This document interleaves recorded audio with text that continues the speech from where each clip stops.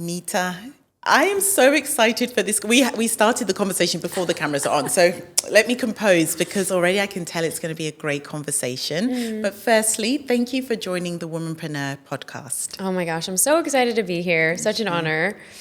Thank you so much. Okay, so I have been fortunate enough to do my research, look into all of the great stuff that you have started, done, your journey, and it's fantastic. It's fantastic. It's overwhelming, actually. I was like, whoa.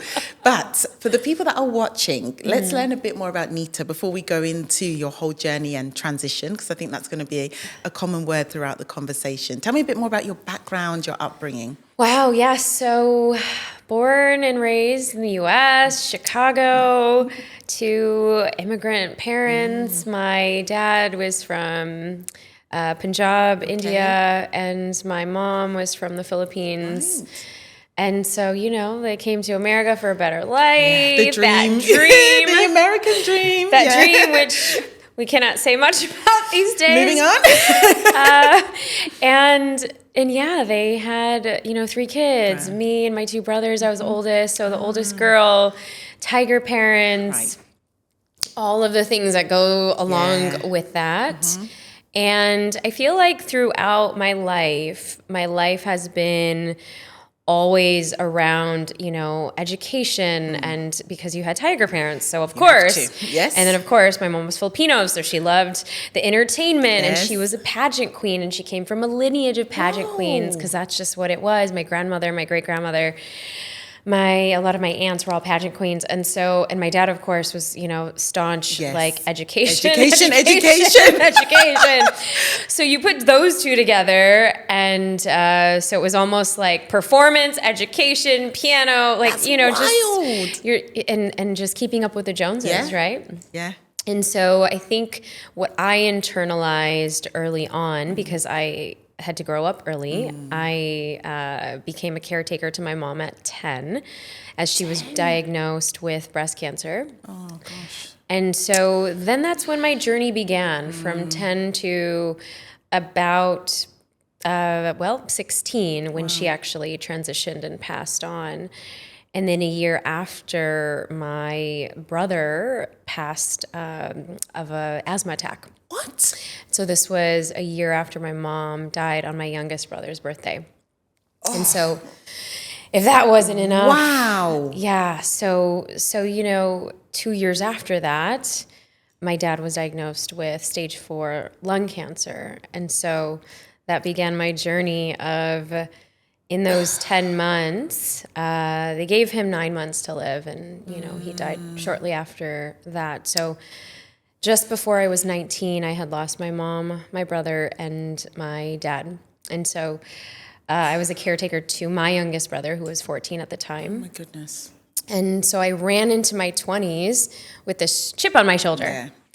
And because you're, raised by tiger parents, my whole thing was I didn't want anybody to pity me, and I'm just going to overcompensate. Yes. Yeah. No one's going to feel sorry for me. I've got this. I've got this. I'm going to do it on my own, even though I did have a huge community, family, friends. Everyone came to rally from both sides. To this day, I owe it to, my bua, my lolas, my titas. So many family friends from my dad's side, my mom's side, in Chicago, that really helped raise. And it took a village to raise me. Yeah. But I think during those times, you're also kind of like, I don't want anybody to pity me. And so I'm going to keep overdoing, overshowing, overcompensating, overperforming. And so in my 20s, I think it was a whole dance to prove my worth. And so I equated, if I'm not doing, I'm not worthy. And so, and I think a lot of type A, goal-getting women, we have this like armor. And I think a lot of times we also get into our masculine. It was a very masculine time for me. Because I'm also taking care of all of the things. I had to grow up early. I was working 3 jobs at one point, trying to support my, youngest brother. And then also in dental school, because of course, can't do anything. You have to be a dentist. Doctor, dentist, lawyer, engineer, right? So did all of that, checked all the boxes, and I feel like, it's just this hamster wheel that just kept going. Got into dental school, fell in love, did that whole thing, and then got myself into the greatest relationship that would teach me all about self-love. Oh. And I say the greatest relationship. Yes, tell me. Because that would be my divorce. Yeah, and, understand. I think I've written several books now, but you don't realize that you're in a interesting situation. I know the young ones call it situationship. This was not a situationship. This became my first marriage. And in my most recent book, my fourth book, I open up with chapter 1, saying how I left haphazardly in the middle of the night because of domestic violence. And so that was the journey back home to myself.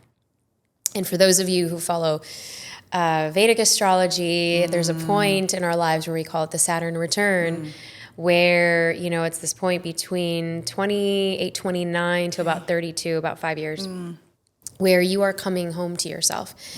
And literally this happened at 29. I decided to leave. I was a cosmetic dentist. I had already had my practice. Right. And so I did everything that I could. I checked all the boxes, obviously. Yes, yeah. And I think the biggest thing that I was running from was myself. And to make everyone else happy, and to be the good girl, and to honestly make, the souls of my parents proud.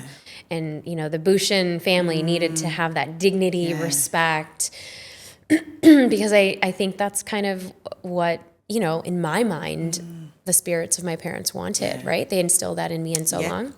So then I gathered, those next 6 years as a way of really deeply healing all of the things that I had shoved under a rug for so many years, right? The losses in my childhood, in my teenage years. I had to grow up You didn't have early. any of that, Yeah, and so that was kind of the beginning. And so here we are now.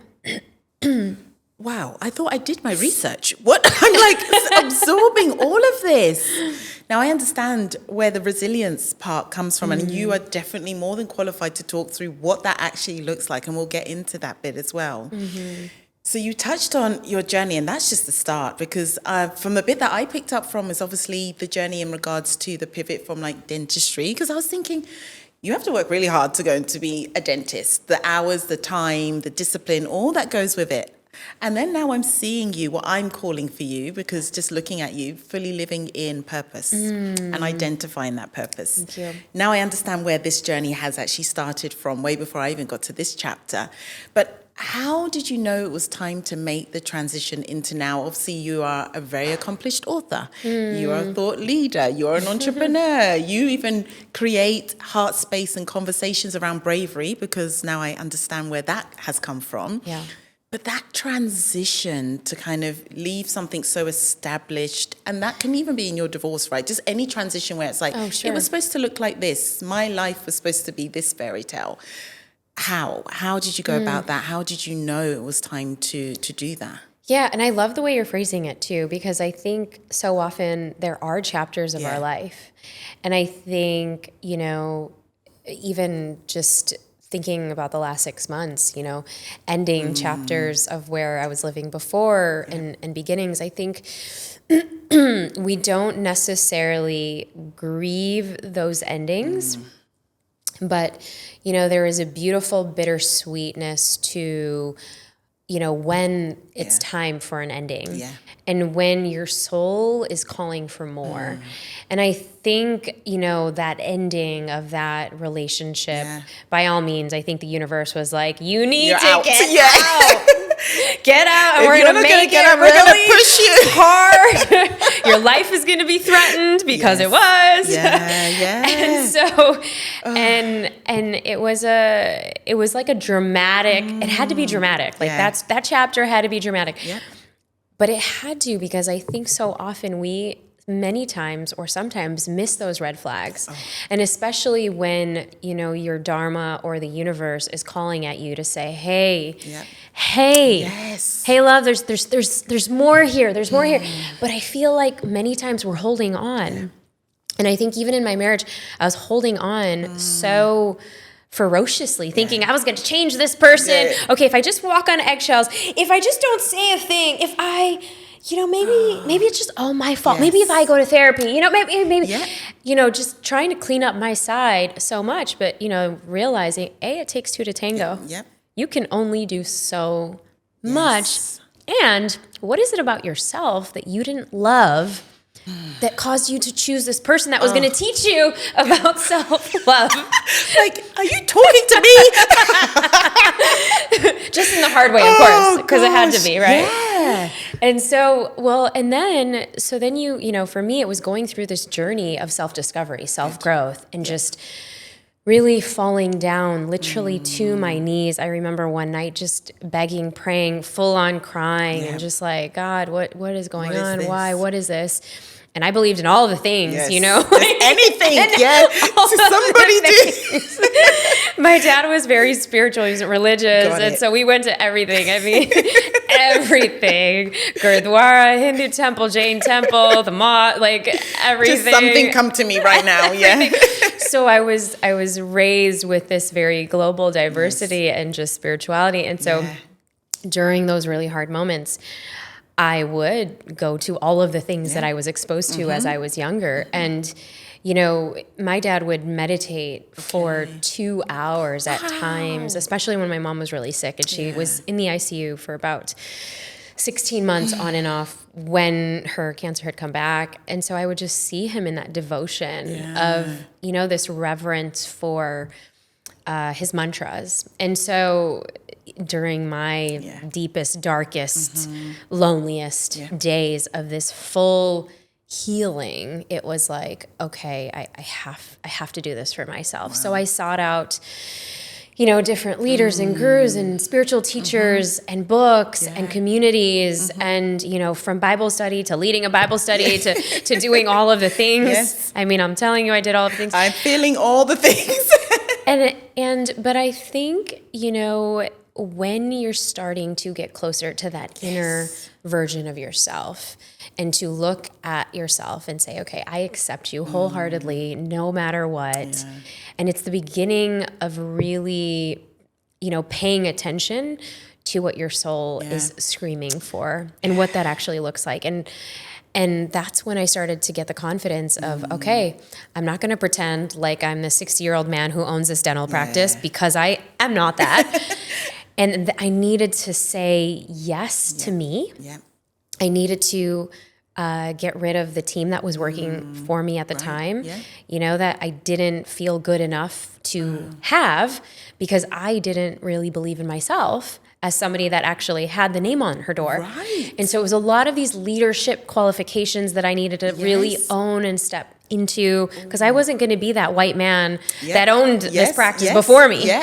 You know, and everything that came with it. So all the shedding, the people that I couldn't please because they just weren't my people, in every single aspect. So even in my family, the ones who, when I left my divorce, they stopped talking to me, my friend circle, the ones that were still attached to this last life of mine, I had to, so it was like shedding the skin in all of the ways. And you're just cultivating this inner sense of knowing, this inner sense of confidence, this inner sense of unshakability that like, all right, who else is going to leave? I don't care at this point. Like, just you know, it's all right. I'll do it. I'll build it all on my own. And I think many times we have to walk that walk to recognize you are worth it, no matter what it is. And it's almost, you know, I akin this to the skin of a snake. And, you know, it's a very, you know, it's like Kundalini if you're into yoga, but like the journey of the snake is so beautiful because, you know, there is a shedding and the layer, right? And so to be okay with your darkness, to be okay with the things that you are ashamed of, to be okay with your shadow, and then to renew again, I think is so powerful. And then once I recognize that, I'm like, oh, people are listening to what I have to say. I put this on social media and I was talking about divorce and I was so taboo. And then I had cousins and family friends and, people that were distant that were like, I secretly got divorced too. I did this too. Oh my gosh, we had an annulment, but don't tell anybody in the family. So, and I would get called into rooms where, there were leadership circles and CEOs and executives. And they were also ashamed because they were leading dual lives. Yeah. Either they swung a certain way and were too afraid to come out, or they fell in love with somebody else. And again, it's this whole shame and the shadow of who am I? Who am I supposed to be? And that was the beginning of this next jumpstart of a career. So I started investing in women leaders. Yeah. And that was my first initiation into the startup world. That was my first initiation into the VC world, into, helping young founders, young women with their business ideas, just because I started becoming so much more authentic and leading with kind of almost this like nakedness of truth. Yeah. That no matter what, either accept me for who I am, as I am, and this is what it is. There's no sugarcoating it. I've gotten in trouble, recently for it, but I mean, you just can't go back. Yeah. You cannot go back because especially when you've lived so long kind of under the radar, pleasing everyone and this people pleasing. Yep. There's no way but to be then unapologetic. And also you've done the work, like from that transition is not, I know from my personal journey of divorce and really living in authenticity, I know what that shedding looks like. I know what the wilderness season looks like when you're just alone and you're screaming out for somebody to take this away. And that part is hard. Ooh, that part is so painful. My stomach's churning just that part's thinking hard because you have to grieve that ending. And I don't think I grieved fully the endings of my mom, my brother, and my dad. I mean, you do and you don't, but with my brother, it was like sudden death. Like that took so many years for me to even talk about it before, just like choking up and breaking down. And, I couldn't even tell those stories until, just a few years ago, confidently on stage without really truly having a full moment. And I think it's because after my divorce was the full initiation of all of the things that I had shoved in a back corner, in a closet. And I was like, no one's going to know that. I've done the work. I've done the work. I went to therapy. No, you didn't. You just got yourself busy. Yes, it's that distraction. You got yourself busy. You kept going and going and going. And I think, you guys, life is going to stop you. They're going to throw a diagnosis at you. Something's going to happen to a friend of yours or something to wake you up and say, you need to grieve. You need to deal with this. You need to deal, and it's okay, and it's going to get messy, and it's going to be chaotic, and it's going to get ugly, and you're going to ugly cry. But that's the release we need. And it's okay. And the beauty of this and the work that I'm into now in emotional healing and emotional well-being is because I saw what emotional suppression has done for my mom, my parents. And, we know in Chinese medicine and even in Ayurveda, but in Chinese medicine, when you have something with the lungs, my mom's cancer spread from her breast to her lungs. That's grief. Wow. And it's associated with grief. My brother, he had an asthma attack. Yeah. Grieving. He was the closest one to my mom. He was the closest to my mom. My dad had stage 4 lung cancer. I mean, he was grieving. He had lost his wife and his son. So, if we are not dry heaving and crying and letting it all out, because what were we told when we were little? I was told since I was 10, be strong. Be strong for your mama. You have to be the strong one. I hate that word now. The oldest woman, You're like, wow. And you wear it proudly after a while, but it's not healthy because you're like, I'm the strong one. Yeah, it's and then you're not allowed to break. Yes, yeah. And in my TED Talk, that I just did back in November in Manila, I keep saying, but it was those 3 words that literally saved my life, and that was, I need help. I love it. And, you know, when we are able to let our guard down, let our armor go, allow ourselves to not be so strong, to crack and to break. I mean, that's where, you know, who says that? That's where the light gets in, right? I love that. And so here we are. So you talk a lot around, and you're breeding it. I can feel it around authenticity and working with leaders, because obviously Womenpreneur, there's a lot of entrepreneurs, busy women that are trying to show up perfect and, you know, having that shame, that shadow. Talk through about the importance of actually just showing up as you are. I say this a lot now, even through my own journey. Everyone's like, I've known you for years, but I've never met Sharon. I'm now meeting Sharon, because I was very much like, be perfect, you don't tell people anything, you're the strong one, all of those labels, those labels that actually did not serve me well at all. But the freedom to be who I am in the office, outside of the office, when I'm sitting in front of people, interviewing people, it is the best feeling ever. I never thought I'd get to this point later on in my life where I'm like, I actually did not know myself. Oh, 1000%. And that's, so for my younger girlies out there, I think that is the biggest gift I can give, because when I go into those rooms, and I still see it to this day, you know, when I do any talk or keynote or facilitation, or anything, and I can see the women who've worn all of the masks so much that they've had to be masculine. Yes. Because why? Because you were deemed, the B. Yes. If you were strict, Correct. or if you were having a moment, or if you were, you know, having a nervous breakdown, or just emotional, you're labeled all of those things. Yes. So then we have to be stoic.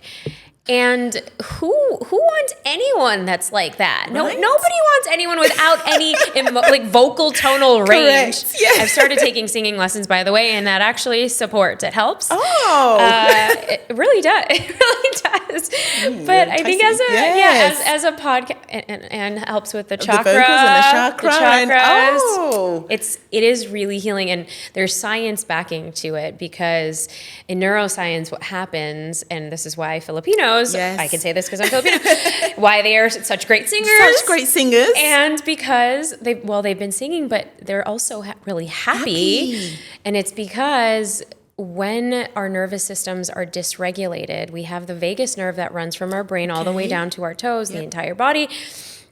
And when we are doing any vagal toning, so singing, activating our vagus nerve, vibrating in our vocal cords, humming, chanting, buzzing, singing, we're activating our parasympathetic, which is responsible for our stress to come down, our rest and digest. And this is one of the fastest ways to literally allow ourselves to emotionally release and let go. And so for any woman who is struggling with coming into their own, we have to know what's the root. And I feel like for so many years, you know, women were told, you can't cry, you're not going to be taken seriously, you can't dress too feminine because, you know, for God forbid you are feminine, so dress like a man. So dress like a man. Okay, you dress like a man. Then how is that even feminine at all? Why do we even need to do that? There is a way that we can reclaim our sexiness, but in a way that's not vulgar, in a way that's classy, in a way that's still feminine and makes you feel good and confident. And I think, you know, a lot of times we're trying to be somebody we're not. We're trying to prove ourselves to whomever, whatever, what ideals. And this idea of perfection obviously doesn't exist. Does not. But we're placing those standards on ourselves because either our families, our mothers, I mean, my lineage was pageant queens. So of course I was running this idea of like, everything had to be perfect. I'm not telling a single soul I'm going through any of my losses or anything. And so I'm just going to pretend everything's fine. Smile. Yeah, everything's okay. You know, somebody just died, but everything's okay. I mean, not to be facetious, but it's, I get it. It's the truth. We have been, and it's just modeled on TV. So, but what if we're actually modeling No, I'm not okay. Yeah. No, I actually need a moment. Yep. No, I'm going through this tough time in my life right now. No, things are really hard and I need your help. Yep. And to really ask and to let others in. And that's the biggest thing that I want to impart on, anyone that's struggling with trying to find their footing. And it's because you didn't give yourself permission to explore. Explore that range. Explore getting your voice loud. Explore if you're too loud. If you feel like you're always expressive, explore kind of toning it and going inward. Just like the full aspects of ourselves that maybe at 10 we were told, oh, you're too much. Yeah. Or maybe at 5 you were told, stop being so shy and go talk to friends. And do this. Yeah. So I think all of us exist and all of those parts of us deserve to come alive. And we're actually playing out as we get older in the boardroom or, in the break room or kind of with our other colleagues, this facade. And there's no need for that anymore. You can be the same as you are with your friends outside of the office, as you are in the office. And I think, because this is a really pivotal story because I remember wanting to dress like a man when I was a cosmetic dentist and I owned my own practice. Okay. Because, I was like, all right, the guy before me, he was a white, older man in his 60s. Yep. He played golf. I started playing golf. I hated the sport. I was the only young girl. I don't even know what I was doing on the golf course. I didn't know how to hit. I was pretending. Nobody was talking to me because I didn't really care for the sport. I didn't care for the thing. I didn't even care to network with those people. Yeah. And we put ourselves in those shoes. Your people will find you. Yes. Or you create your own table. Like you did, like I am, Oh my goodness. Honestly, I think you've helped a lot of people because I feel I'm definitely in a season all about vulnerability and authenticity. Yeah. You could never, me crying in public was like, I could never. Yeah. Now I'd cry at anything. Like when you were telling, I was like, hold it together. There's no tissue here. But it's so beautiful to actually just be yourself. And I feel like now in my later age, adulthood is where I'm like, whoa, this is me. It's the best feeling ever. So I resonate so much with what you're saying. Yeah, and I'm so passionate about because I see some of, the younger versions of myself. Yeah. Don't you see that? Yes. And I see them struggle in those ways, and they may not know it yet, and maybe it's not time yet. But even, for those of you watching or listening to this and you see that in a friend or you see that in a younger person, just wait and just be patient and be there for them because they might not know they might need you in the future. That's it. Because you got to meet them where they're at now. That's so true. And I think it comes in the form of insecurities. It comes in the form of judgments. It comes in the form of being closed off. Yes. It comes in the form of not sharing too much because you're afraid of what others will think, right? And so I see all of that now in certain spaces, and I'm like, all right, I just like send them love, wish them well. Yep. And that's what we can do for those who are open and listening to this and watching this and are in those rooms or who have, those younger ones or even older ones that maybe haven't even started their journey yet, but they're going through a life crisis. There's something, You know that they're on the brink. There's the breaking point. The edge is there. Because you know that because you've been there and you're like, oh, I can see it. Okay, let's give her time. Give her time. I love that. Yeah. So I definitely can tell you, because you talked about passion, I can tell you're passionate about this. And then we cannot not talk about the Brave table and the space that you have created around allowing people to be vulnerable, open, talk about the scariest moments and the bravery. So I want to know a lot more about the podcast and more than a podcast, I think community that you've built around that topic. Yeah, well, I think it really has been because I have such deep empathy for those who cannot fit in for whatever reason, or they try. And I think it comes from my own, not really fitting in when losing my mom as a teenager and everyone's going on dates. And I'm trying to figure out like what just happened in my life and having to be the only woman in the house to help in my family.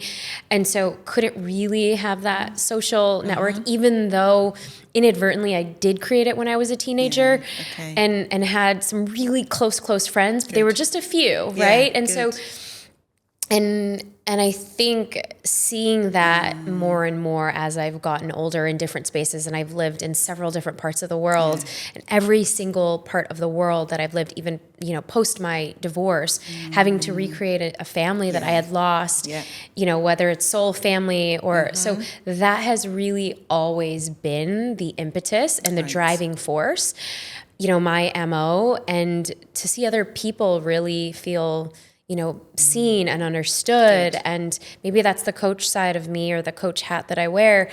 But that was the whole idea. And can we brave vulnerable things? Can we brave, you know, health? Can we brave, like we're top 50 in mental health and relationships. And, you know, I think it's whether it's you want to be a better mom, a better friend, a better person to yourself, because our relationship starts at home for ourselves. Can we have these brave conversations that are nuanced, you know, in a culture now that is so divided and just kind of, you know, sometimes toxic to even try to have pivotal and poignant conversations. Can we actually do that anymore? And so my challenge to that is, which is why I love Dubai. And I was like, oh my gosh, we are in the truest melting pot, because I was having these conversations online. And I'm like, there is a calling for this. 100%. And I think also selfishly too, right? Like moving to a new place, just moved here 5 months ago. I'm like, what? Who else is here that loves, the tribe? You know, health and loves, you know, getting into all things personal development, personal growth, spirituality, you know, inner work, feminine, masculine, like nervous system reset. There's a space for it because I created it. And I kid you not, you know, we've had about 5 events, 4 kind of on record for the Brave Table. And, you know, a lot of it is braving health. A lot of it is braving motherhood, relationships, kind of our self-talk and our, you know, limiting beliefs. And everyone, it's been amazing because I think a lot of times people move here, they might not have their besties or whatnot. So sometimes it's hard to build that. And I'm so grateful that, you know, what we hear from people, they're like, oh my gosh, like you're bringing the best, like most like heartwarming people. And I'm like, well, yeah, because that's what I see. And that's literally who I've wanted to attract. Like, I'm not your girl if we're going to talk, you know, I don't know, politics or something like that. I'm not your girl, but I am your girl if you want to, you know, come and meet really amazing people that really only want to better themselves and better the people around them and are finding purpose in their own journey of healing with whatever that looks like. And it's so needed. And I've been in Dubai for 13 years, I mentioned before we started, and I love it. And I think I've seen a season now where you have people really wanting genuine communities, authenticity, a safe space to talk, like really actually, how are you? Not it's great, I did a brunch, I'm good, but how are you? And I think people are becoming more open to that. So what you have created is fantastic. And I know it's going to serve purpose and help a lot of people for sure. I think, you know, you don't need to come with an agenda when you're coming to the Brave Table Live. I think, you know, what I've heard is that people are like, I was nervous. I didn't know if I was going to know anyone. And then they're going home and, you know, just meeting somebody who like just sees them. And, you know, the other thing that I just heard for the last one, they're like, I thought, you know, because everyone's like either in health or personal growth or just like finding themselves, that there's going to be like competition, but everything is just so collaborative and like, and I'm like, oh my gosh. Yes, because I think, you know, a lot of times, especially in the corporate world, you know, there is this competition of like, okay, there's only one woman in this room. And it has to be me. And it's got to be me. And it's just like this dog eat dog. And I, you know, thankfully I haven't had to see that, but I've had to coach a lot of women through that of healing those girlfriend wounds, healing those sister wounds, healing those, you know, the mother wounds. And I think this is a space for that, because I think we're also learning how to soften into our feminine as well. Yep. And, part of that is also learning how to receive. Yes. Oh, can we, I'm like, we're in sync. Because I was like, we need to talk about feminine energy. I've been in my masculine, and even probably when I was married, I was in my masculine. Anyway, learn that now. If you told me then, I'm like, what do you mean? I'm just getting on with it. I'm getting things done. I'm helping the household. Right. But no. And can we say for the record, we love our masculine men? Yes. Because they allow us to soften into our feminine. Ladies, I know you are like riding the feminine boat. But it's so true. Like the feminist, not the feminine, the feminist boat. Let me just correct myself. But there is something allow that space. Yes, I agree. Allow them to lead. For crying out loud, this is the issue.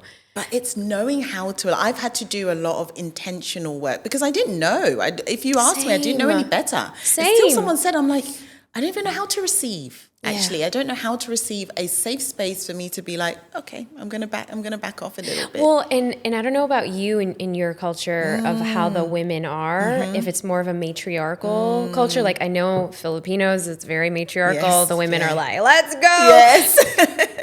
But in the Desi culture, the diaspora, it's very patriarchal. Yes. Yep.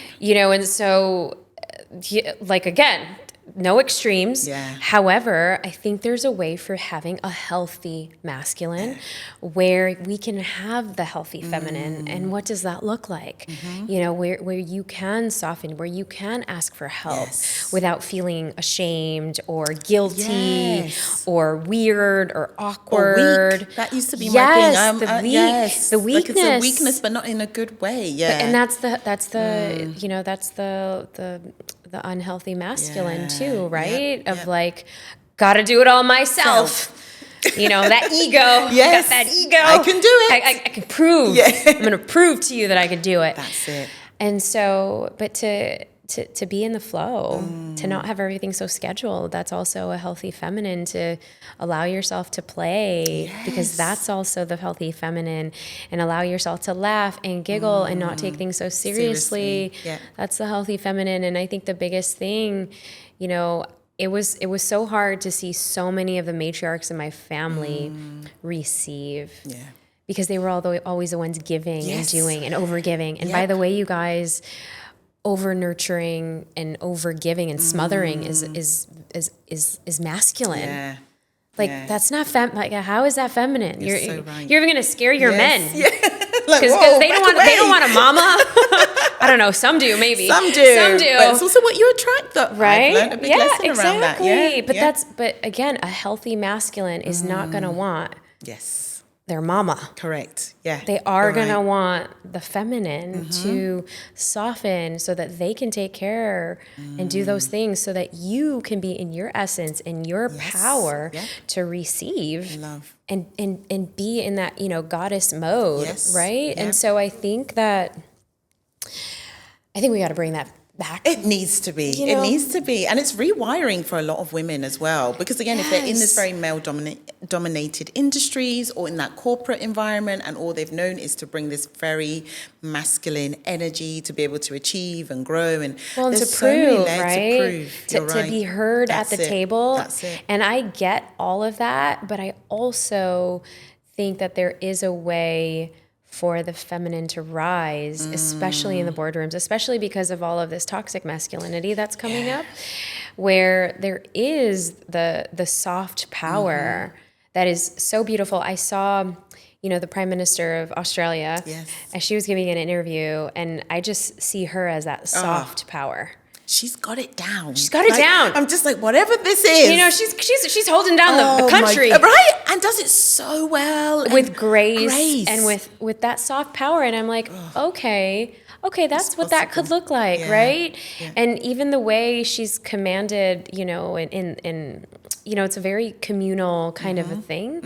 And so what can we learn about that even in our own circles, in our communities, in the boardroom? So good. And everywhere else is to really invite that soft and normalize power. it, because she seems like, I'm like, who is this like creature alien that's doing it? Yeah, because we think we need to be like so aggressive. Correct. Yes. You know, and really push and push and just keep be tired. pushing and be tired. And That's so right. And she's like, you know, we're just gonna chill, and you know, it's not this.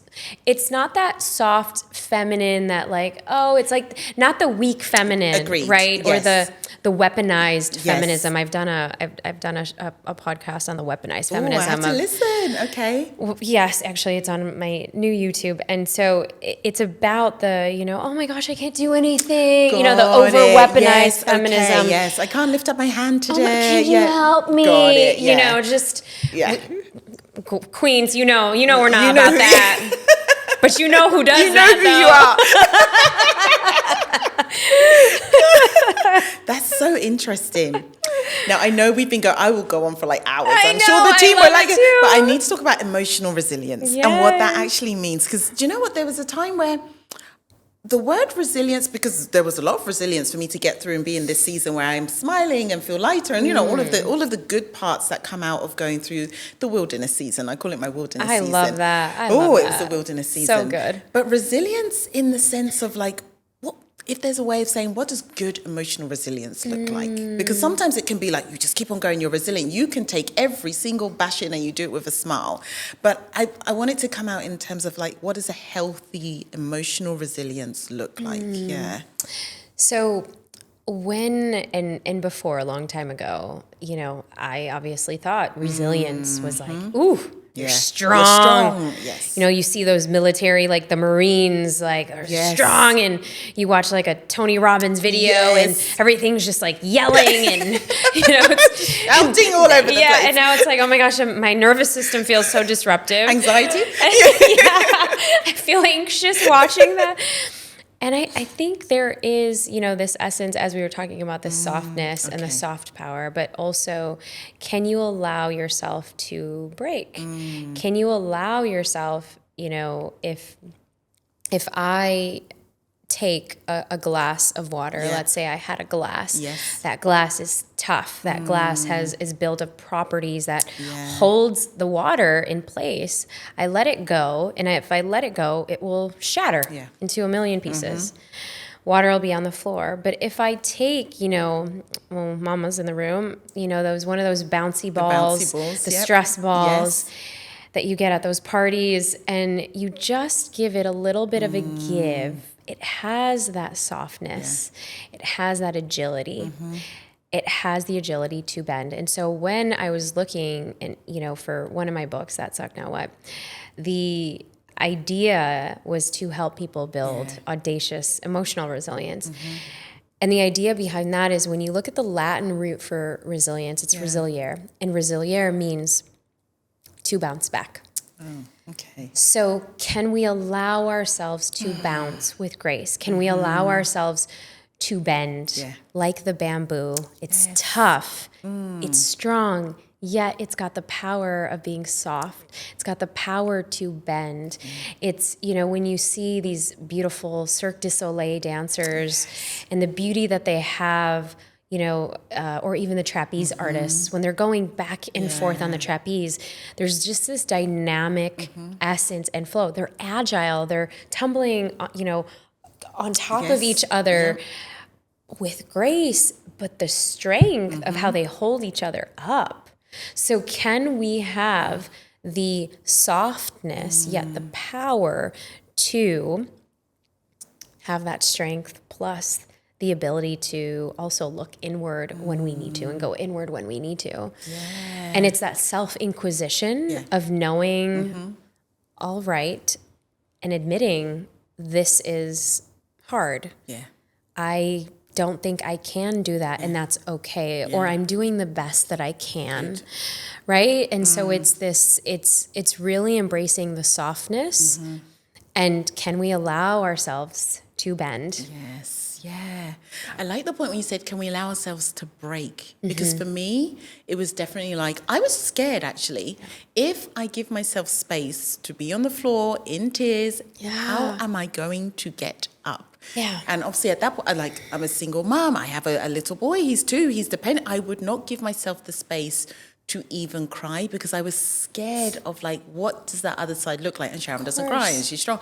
But I think allowing ourselves to break, actually, because it's part of that journey. It's part of it. Well, and it's also, right, the kintsugi, the Japanese artwork, right? And, you know, the Japanese have this beautiful, when something breaks, they always, it's where the light cracks and you know, the light shines through. And so when we're putting it together with the gold foil, it's more beautiful because all of the pieces tell a story.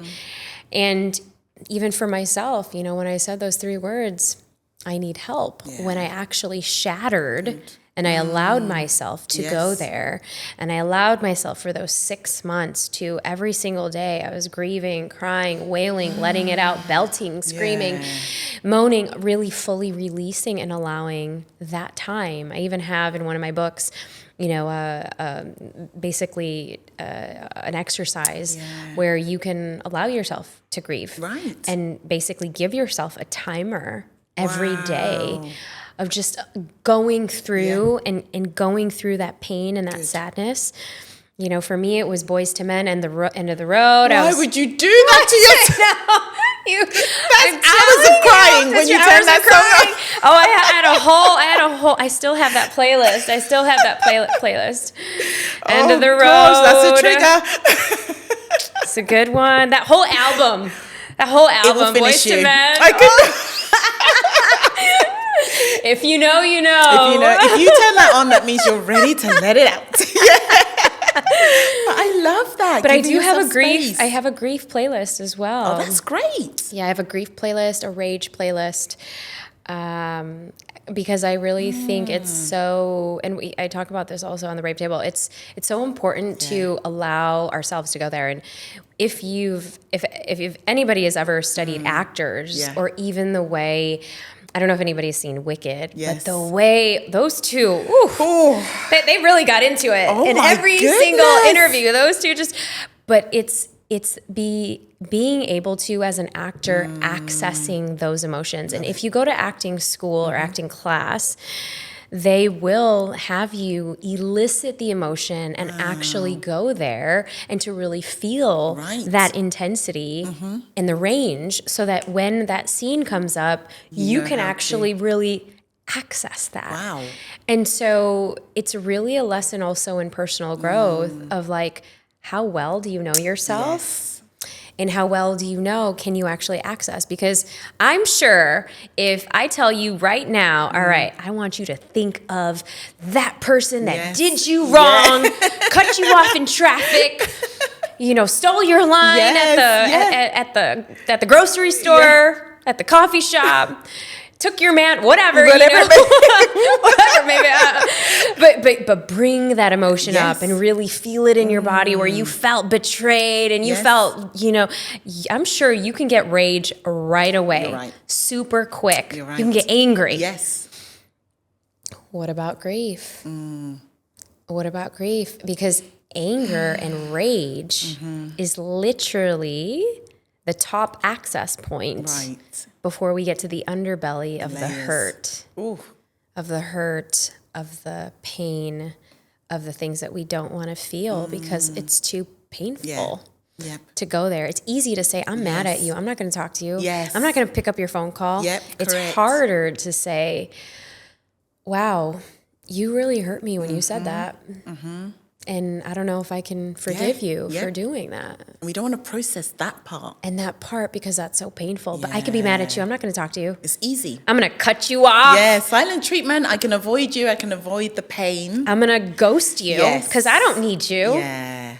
But can we actually be willing to say, you know, what you did there, you really hurt me. Goodness. And I don't know how I can cope. I don't know how we can go on with this. How can we repair?